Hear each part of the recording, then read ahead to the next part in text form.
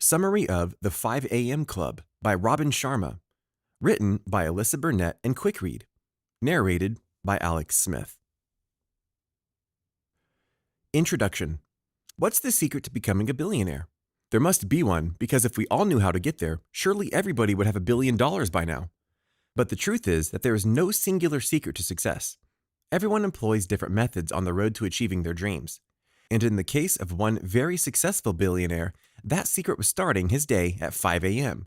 In fact, he was so confident in this method that he attributed all of his success to that one simple practice, instead of his natural business acumen or the hours he'd invested in his company. And fortunately for you, it's not a secret. Through the course of this summary, we'll learn how to join what he called the 5 a.m. Club, and why it can revolutionize your life.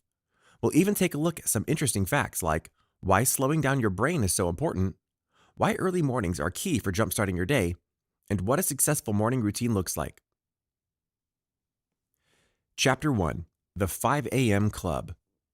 For the purpose of this summary, let's imagine a group of people, and let's say their roles are similar to those of the members of the Breakfast Club.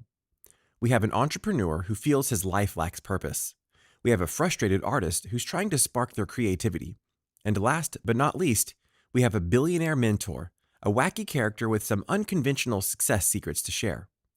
So let's say they all meet at a professional conference, which centers around a keynote speaker known as the Spellbinder, a business guru renowned for his ability to captivate audiences and impart life-changing success tips.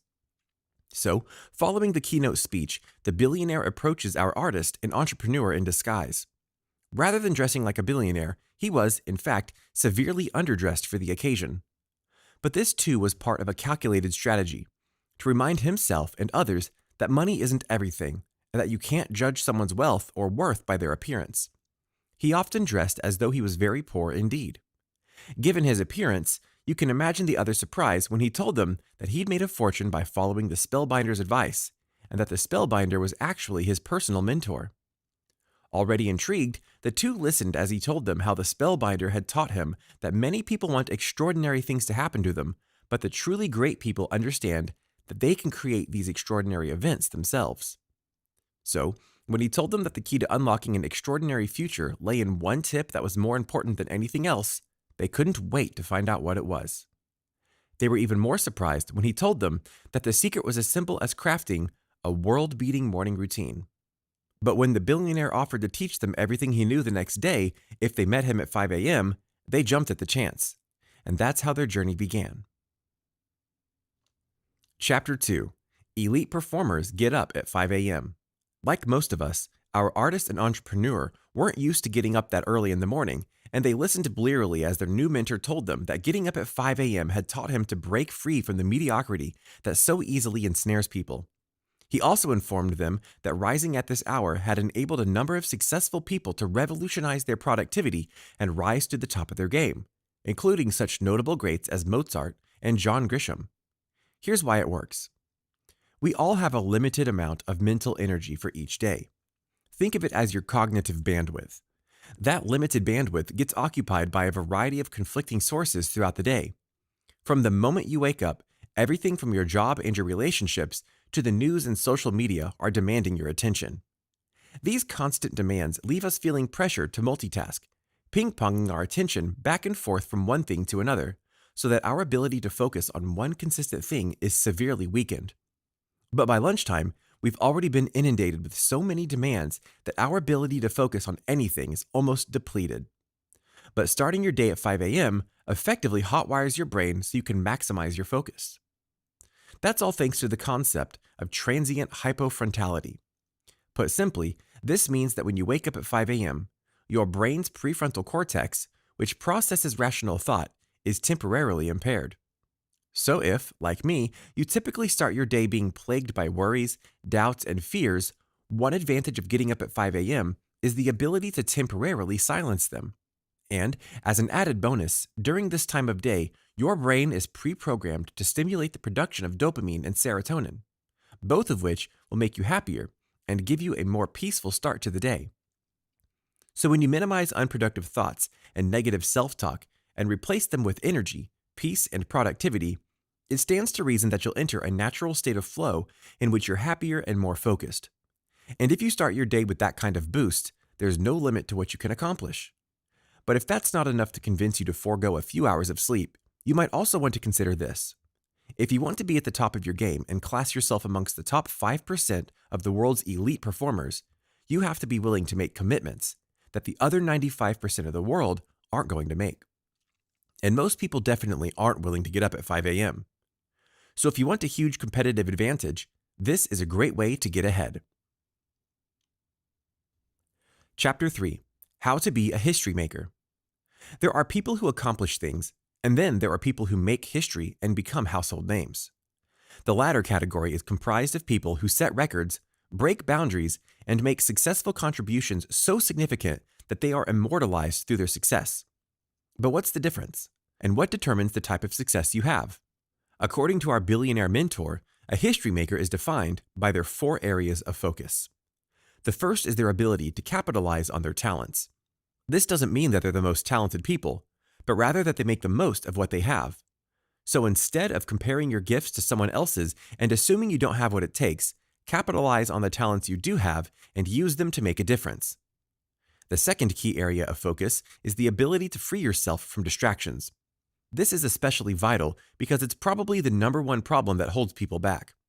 And whether your distraction comes in the form of social media addiction or a toxic relationship that drains you of your energy, neither of these distractions can remain in your life if you want to be a winner. So, to cultivate a winning worldview, it's crucial that you focus, simplify, and concentrate. Start by eliminating multitasking from your life and become a purist instead, devoting your attention only to a few key projects instead of spreading yourself thin between loads of little tasks throughout the day. It's also vital that you eliminate distractions. So take an aggressive spring cleaning approach to the mental clutter of your life. Turn off notifications when it's inhibiting your focus. Cancel activities that don't add joy and value to your life. And most importantly, give yourself a distraction-free hour to jumpstart your day by joining the 5 a.m. club. Thirdly, it's also important to understand the power of day stacking. Put simply, day stacking means that accomplishing a few small tasks each day is more important than doing a couple of big things once in a while. So work on strengthening one small skill or ability a little bit at a time each day. If you want to get on top of your email inbox, cultivate a better daily routine, or improve your performance in a few little areas. This is the perfect way to do it. And last but not least, the final key area of focus for history makers is practicing personal mastery. This concept is based off psychologist Anders Ericsson's theory that a person must invest 2.75 hours of daily practice in a skill before they reach the level of elite mastery. So, if you want to master yourself and truly become capable of orchestrating a successful future, invest the first 2 hours of each day in working deeply on yourself, your mindset, and your attitude. Chapter 4: Your 4 Interior Empires. If you've ever attended professional conferences, chances are that you, like our artist and entrepreneur, have frequently heard that you should work on your mindset. But the billionaire acknowledged that the mindset is actually only one of 4 interior empires which require constant attention and personal improvement. And although working on your mindset is great, if that is the only area you're focused on, that means you're ignoring your heart set, health set, and soul set. So let's take a look at each of these sets and their roles in your life. Your heart set is exactly what it sounds like. It's the state of your emotional well-being. And because each of your 4 interior empires are connected, the strength and stability of your mindset doesn't matter if your heart set is in shambles. And even though Sigmund Freud has largely been discredited, he was right when it was asserted that unexpressed emotions will never die. They are buried alive, and they will come forth later in uglier ways. So if you consider that truth and the impact that emotional instability can have on your life, it follows naturally that when you develop your emotional well-being, you're laying the foundation for a healthier, more stable life across the board. Your health set is also important because, as you might imagine, you're pretty limited by what you can accomplish if you're in poor health.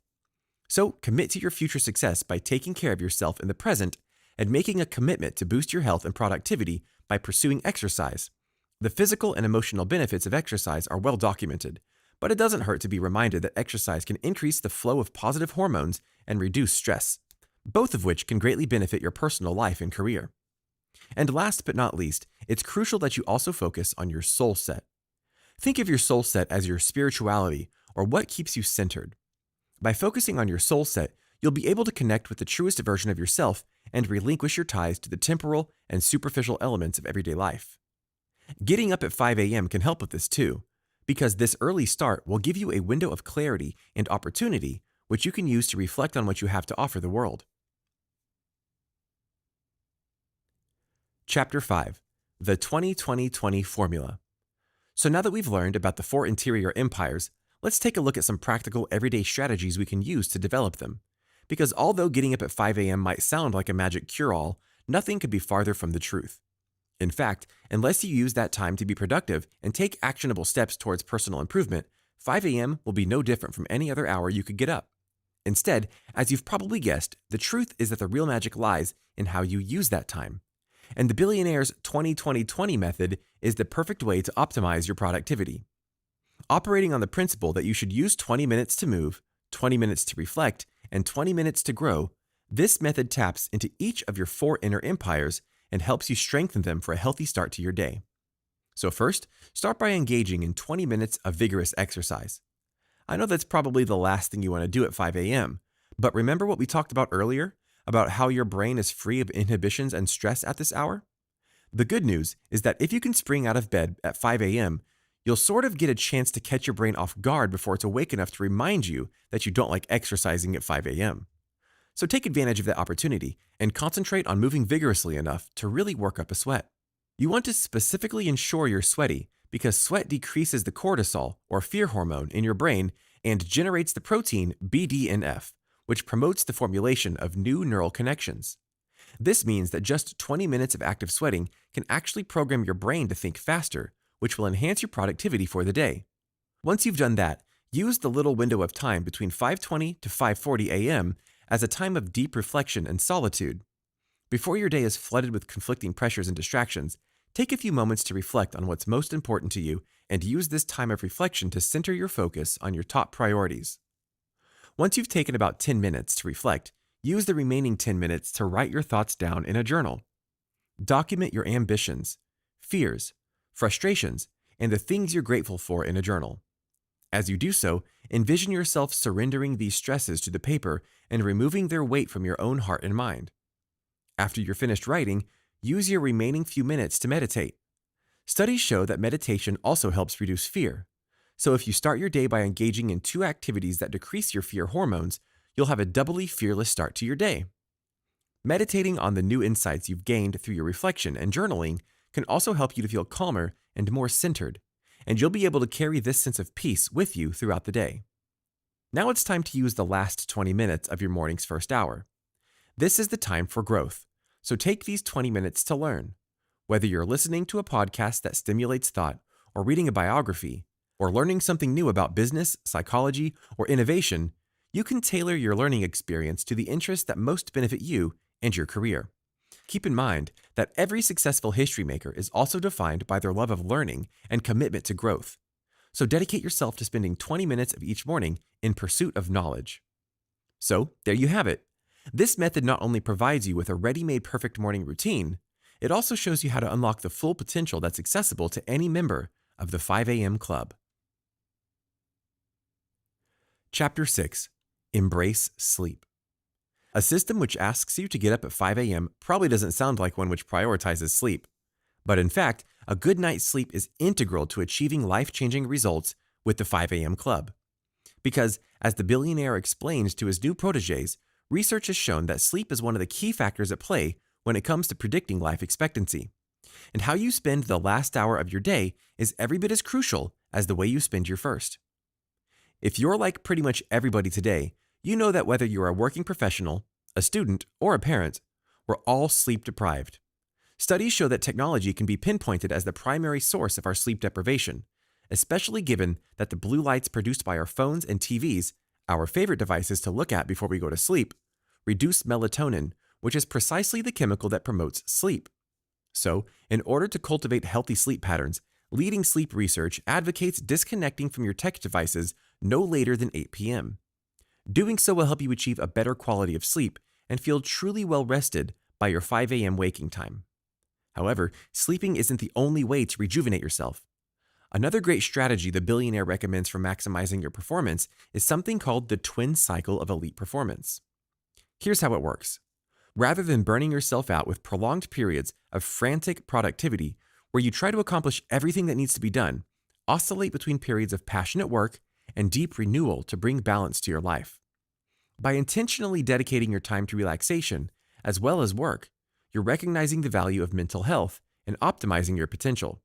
And as you make active efforts at self-care, you minimize the potential for burnout, thus giving yourself room to grow in both a performance phase and a recovery phase. However, that may be difficult for some of us to accept. Those who operate on an all-work, no-play mentality, like our entrepreneur in the story, might struggle with the necessity of slowing down and taking time off. We might even feel guilty when we're not working, as if we're using our time for less worthy things. But if we remember the value of tending to our interior empires, we can recognize the necessity of balance and cultivate a healthier life. Final summary. Owning the first hours of your morning is critical to unlocking your potential for each day.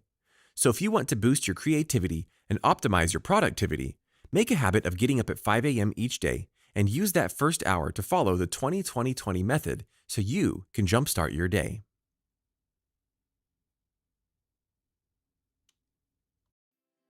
Did you like this audiobook summary? Click the like button now to support our channel and click subscribe if you want to get notified each time we post a new free audiobook summary on YouTube. You can also download our free app and enjoy thousands of other free book and audiobook summaries. Go to quickread.com/app and download our free app today.